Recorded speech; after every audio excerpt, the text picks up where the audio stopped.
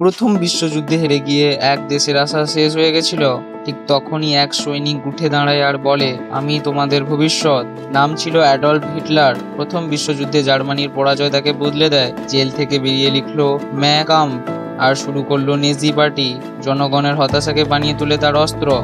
ধীরে ধীরে গণতন্ত্র ধ্বংস করতে থাকে এবং একনায়ক হয়ে ওঠে। সনের নিউজ পেপার, বিচার সবই নিজের হাতে নেয়। তার ভাষণে মানুষ মাতোয়ারা, আর চোখের সামনে আগুনে পুড়ে যায় সত্য।